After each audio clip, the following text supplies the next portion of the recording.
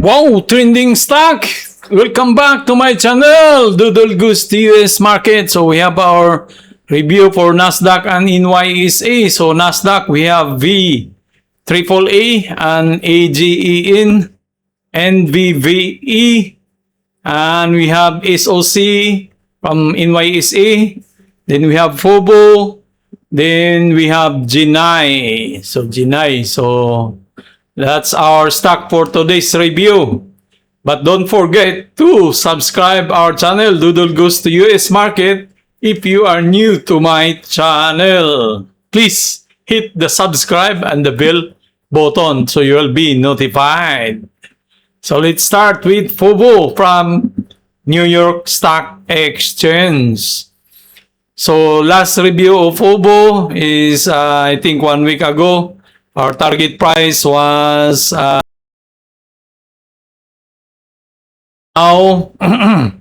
we will shift this one. So it did already what we have reviewed before, that it will push, then make a pullback, then going up. So it did a little bit. So now I think this Fubo is this is his time to break out this 10.77 within this week.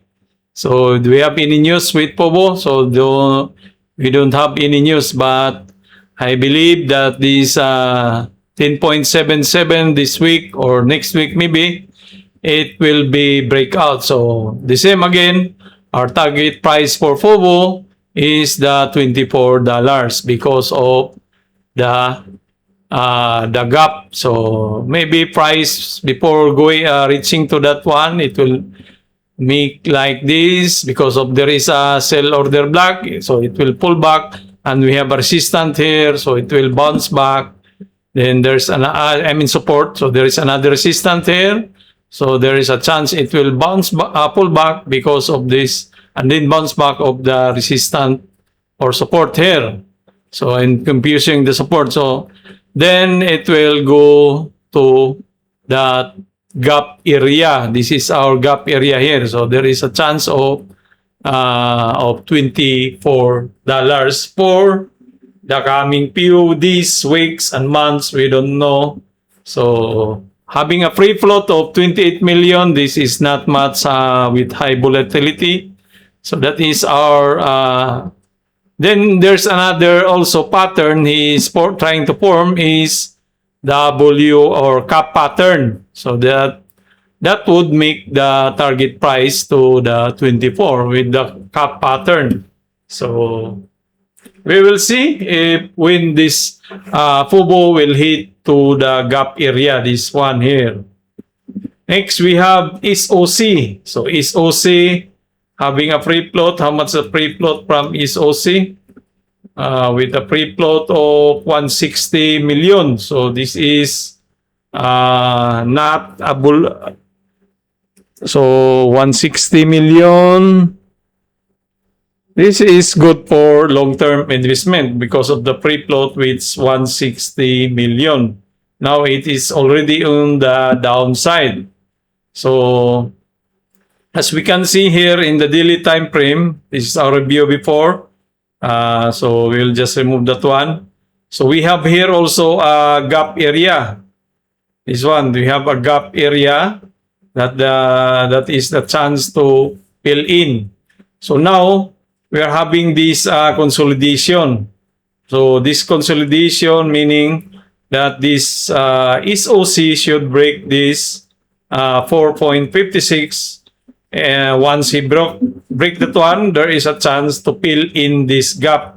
So that would make our target price for now.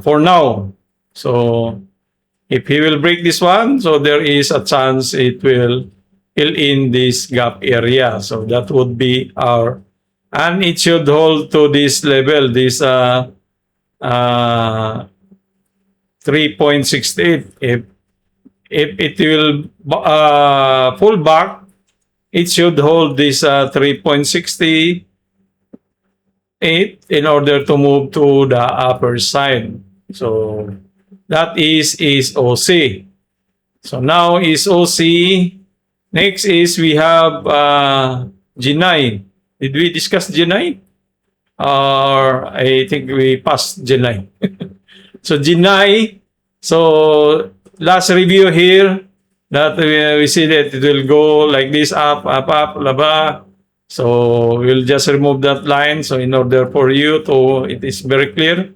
So the same thing here with Geni, we have a gap area, or I mean imbalance. This is imbalance. So there is a chance it will fill in this imbalance. So meaning that if he can break this 7.16, there is a chance of Geni will move to the upper side. So we have a sell order block here at 13 that would make our target price. So the imbalance in this area, that one 8.13. So it might be, the price might be like this.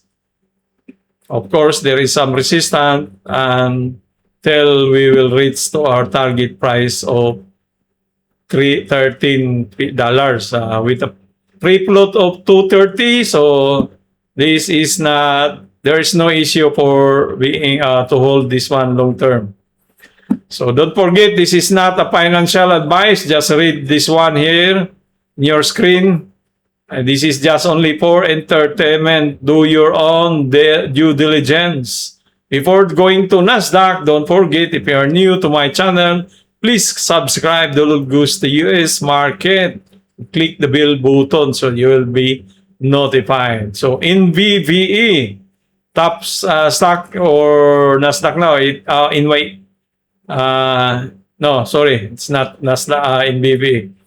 So Nvve, our previous review was here, and you said maybe there is a chance also it will trigger the demand. So, but he did a little bit fall back, then it pushed up. So this one will remove. So now we'll just move this one. So this is our target as price. So meaning the same with a free float of 416. So we're still bullish for Nvve for, so because of we have a huge sell order block somewhere here, and it recently it did reverse split.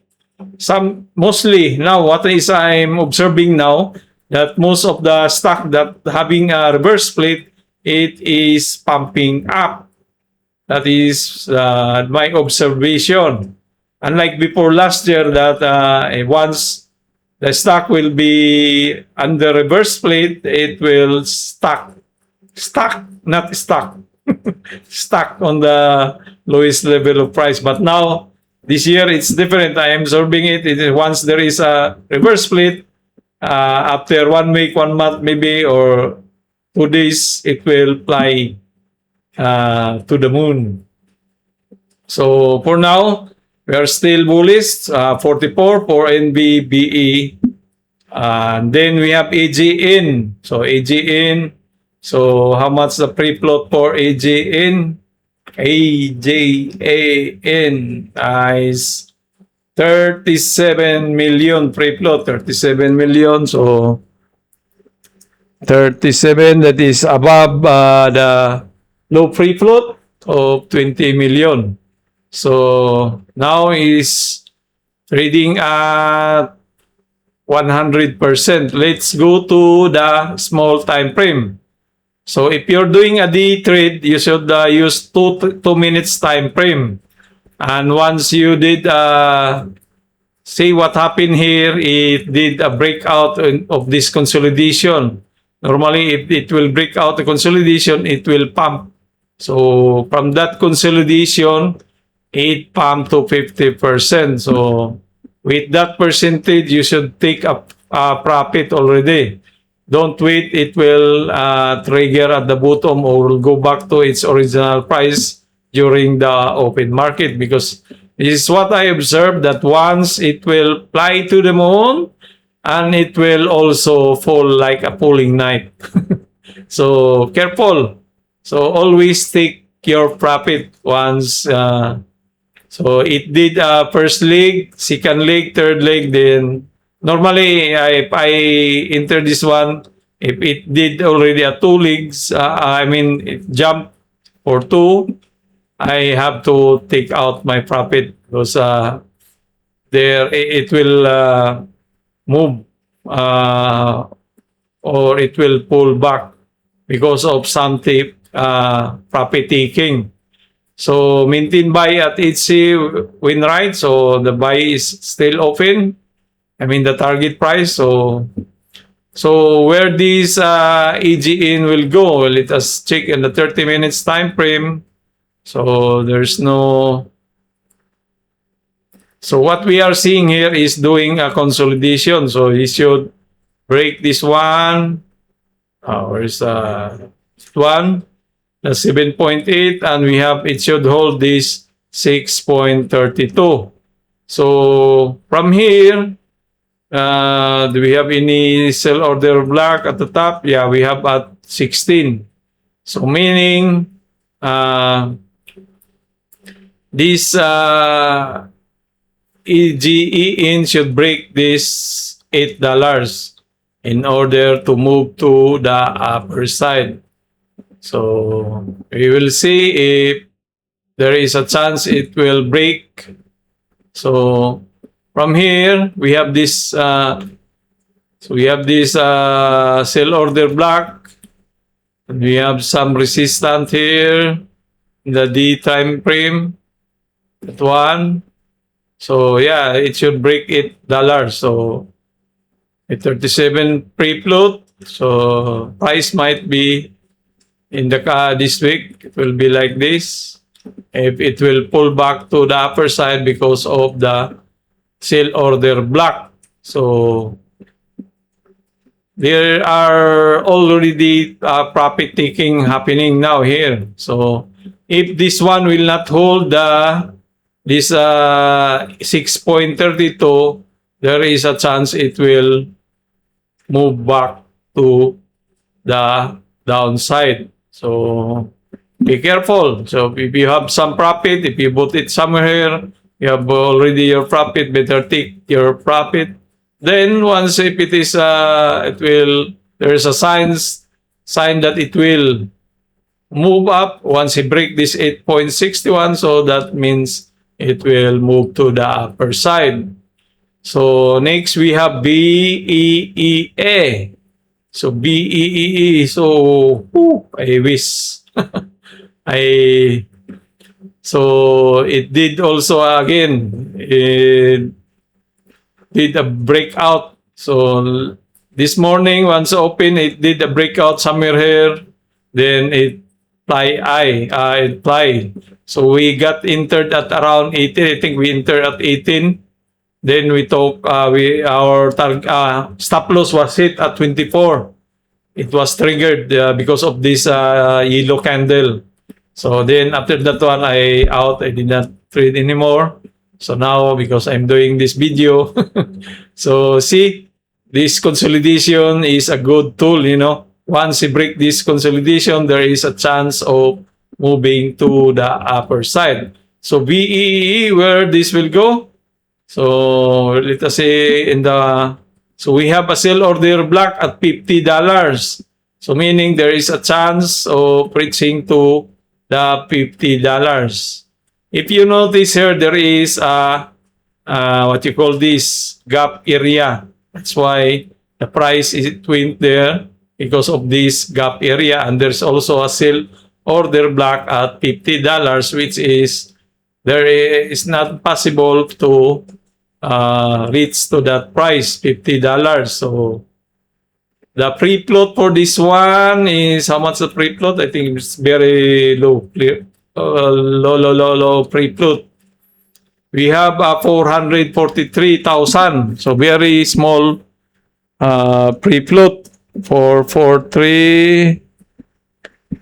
What happened? Free float for. So it reached to 500, see? So it's already reached to 500. Congrats if you're still holding it. So there is a chance that we will reach to this $50 maybe today or tomorrow. But if you have, don't forget to take some profit if you have your profit already, because this is a high volatility kind of stock with 3,000 free float. So, yeah, so if I do day trade, I use 2 minutes time frame. So, see? So this one, there is also a chance that it will pull back. So maybe it is doing a false breakout. But if he will break, also we have here a sell order block at 33. If he will break that one, so that is the chance that this price will move to the $50 for our target price. So that's all for tonight, folks. Thank you very much. Don't forget to subscribe if you are new to my channel. Nvve, so it flies already. Oh, wait for me. Let's stop the